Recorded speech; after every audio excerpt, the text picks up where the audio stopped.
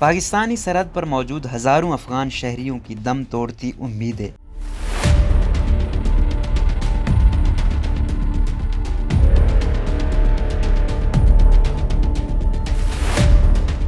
افغانستان میں مصائب اور مالی مشکلات سے 2-4 ہزار افغان شہری پاکستان کے ساتھ سرحد کا رخ کر رہے ہیں، لیکن اقتدار کی مسند پر موجود طالبان انہیں سرحد عبور کرنے سے روک رہے ہیں۔ پاکستان سے صرف چند سو میٹر کے فاصلے پر واقع افغان تجارتی قصبے اسپین بولدک میں کچی سڑک پر بیٹھے ذکر اللہ کا کہنا ہے کہ انہیں 6 سے زائد مرتبہ واپس کر دیا گیا، جس میں کبھی کبھی پرتشدد انداز بھی اپنایا گیا۔ 25 سالہ کسان اور 3 بچوں کے والد ذکر اللہ نے AFP کو بتایا، وہ یعنی طالبان کہتے ہیں کہ صرف علاقے کے لوگ کاغذات کے ساتھ ہی جا سکتے ہیں، ہم وہاں کام کرنے کے لیے جانا چاہتے ہیں کیونکہ یہاں نوکریاں نہیں۔ نئے طالبان حکمرانوں کا اصرار ہے کہ افغان شہری ملک میں رہیں اور اس کی تعمیر نو میں حصہ لیں۔ سرحد عبور کرنے کی کوشش کرنے والے 25 سالہ رحمت الدین وردک کے مطابق طالبان لوگوں کو کہتے ہیں کہ یہ تمہارا ملک ہے، تمہیں نہیں چھوڑنا چاہیے۔ دوسری طرف چمن میں پاکستان کے سیکیورٹی اہلکار بھی سرحد عبور کرنے والوں کو روک رہے ہیں۔ ایک طالبان بارڈر گارڈ مولوی حقیار نے بتایا، روزانہ 8 سے 9 ہزار لوگ ضروری کاغذات کے بغیر سرحد عبور کرنے کی کوشش کرتے ہیں، جنہیں واپس کر دیا جاتا ہے۔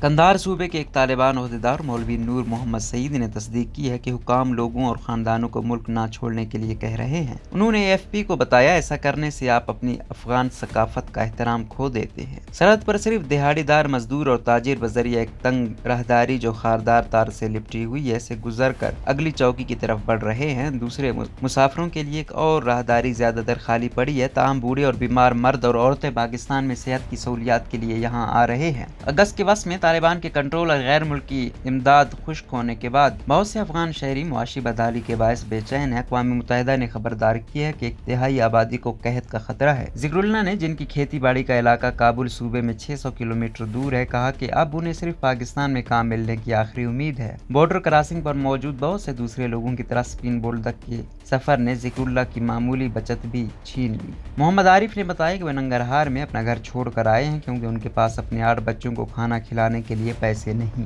کورونا وبا اور افغانستان میں حالیہ پیش رفت سے قبل سرحد معمولی پابندیوں کے ساتھ زیادہ تر کھلی رہتی تھی، جس کے ذریعے روزانہ دسیوں ہزار لوگ آتے جاتے تھے، لیکن جب طالبان اسپین بولدک پر قبضہ کیا تو پاکستان نے دروازے بند کر دیے اور پھنسے ہوئے مسافروں کا بہت بڑا ہجوم دونوں طرف جمع ہو گیا۔ یہ کراسنگ اس وقت دوبارہ کھل گئی جب طالبان نے امریکی حمایت یافتہ حکومت کو کابل سے بے دخل کرتے ہوئے اگست کے وسط میں اقتدار سنبھال لیا۔ اس پر مزید افغان شہری طالبان کے سخت گیر انداز حکمرانی کے خوف سے پاکستان جانے کے لیے کراسنگ پر آ گئے۔ اقوام متحدہ کی پناہ گزین ایجنسی UNHCR کے کراسنگ پوائنٹ کی نگرانی کرنے والے سمیع الحق نے کہا، پہلے تو بہت سے لوگ عبور کر سکتے تھے، اس سے پہلے ہمارے پاس ایک دن میں 24,000 افراد آتے تھے۔ اگست کے آخری 2 ہفتوں کے دوران کراسنگ پر پابندیاں نرم تھیں، لیکن پھر طالبان اور پاکستان نے انہیں سخت کر دیا۔ جمعرات کو طالبان نے کہا کہ وہ پاکستان کے خلاف احتجاجاً سرحدی دروازے مکمل طور پر بند کر رہے ہیں کیونکہ ان کے خیال میں پاکستانی حکام درست کاغذات رکھنے والے افغان شہریوں کو بھی روکتے ہیں۔ جنگ ختم ہونے کے بعد پاکستان میں رہنے والے کچھ افغان مہاجرین وطن واپس لوٹے ہیں، تاہم ایجنسی نے پچھلے